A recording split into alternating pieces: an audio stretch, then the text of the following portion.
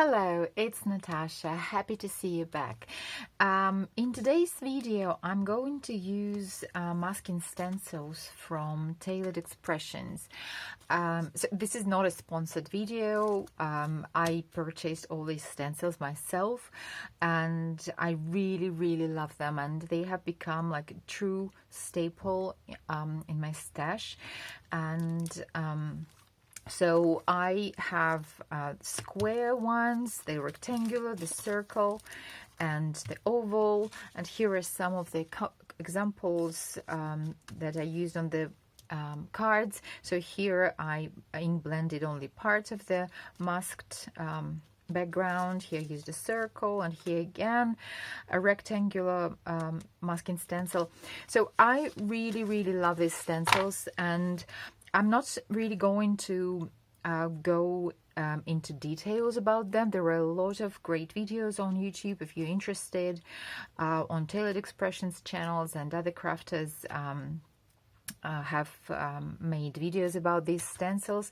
So I've recently purchased two more shapes, the heart and the hexagon, and I haven't played with them yet. So today I'm going to use a heart stencil for the first time together with you. So just very quickly, why I love these masking stencils.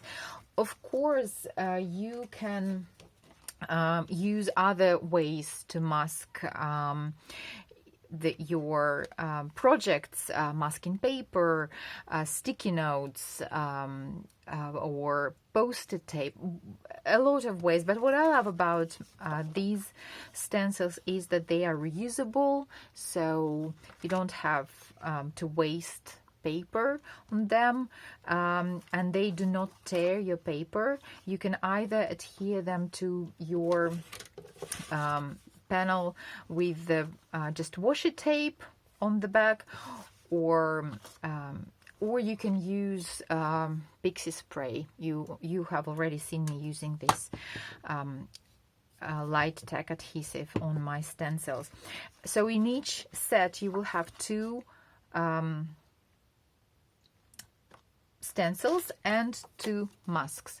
So, and these gives you a variety, a huge choice of opportunities. And also, you probably can't see it on camera, I'm afraid, but there are two lines that will help you, which are etched into the stencil, and they help you align your stencil on the card. And either A2 size card or a card with a 1/4 of an inch border. But again, so if you're interested and if you want to see how these stencils work and what you can do with them, you can just search for the videos here on YouTube. There are really a lot of great videos. So, and I will just jump straight into my today's card. So I'm going to use these heart stencil. I have already sprayed it with a pixie spray, so it's ready to be used. And I'm going to use this stencil from Simon Says Stamp, which I also love a lot. So we're going to use this today. So some time ago, quite a while ago actually, I shared on these cards on Instagram, and many people liked it, but I never really shared how to make it. So now that I have new heart stencils, I decided why not to try to make this similar card again. So we're going to do something similar. I'm going to use two colors, Misty Coast and Sparkling Rose. These are inks from Pink Fresh Studio. You can obviously use any other inks that you have, or oxide inks. They blend perfectly well. So my blending brushes and a piece of regular cardstock. Okay, let's make a card.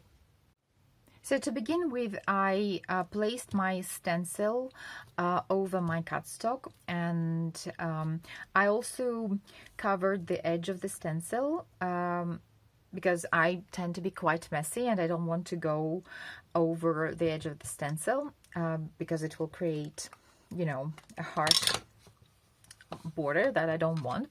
So now I'm just going to use my gray ink and apply it onto my card.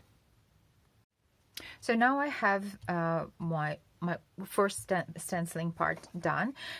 Now I align the heart stencil on top of my card, and again, you probably can't see it, but I'm using the lines, the edged lines on the masking stencil.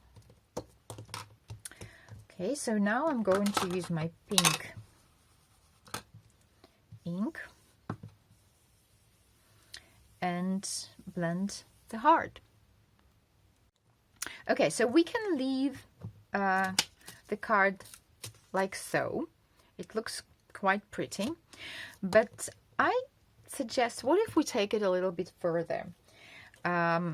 Let's align, let's put our stencil, our first stencil back. It's quite easy to align, or at least it seems so to me. Okay, and now I'll use slightly darker ink and we'll ink over it. Let me just okay, this looks pretty, it looks pretty close, right? Okay,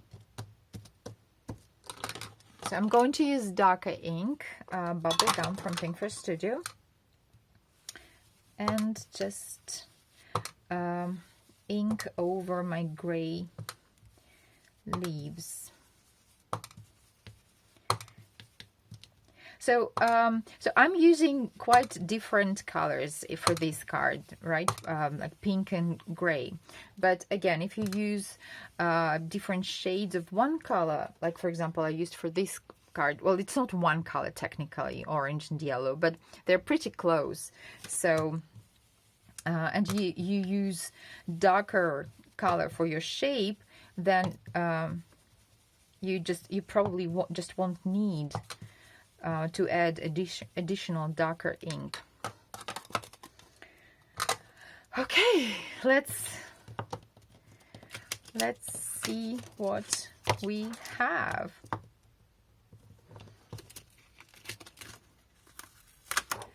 Ta-da! Well, I think it's quite interesting. So we need to add a sentiment and maybe a couple splatters. As always, you know, I can't finish a card without splatters, right? So yeah, you know me. So we'll add some splatters, and I will just add a sentiment and maybe some embellishments, and then you will see the card in the final photos. Okay, I hope you like this idea. Thank you very much for your time. As always, stay safe, stay healthy, and see you again soon. Bye.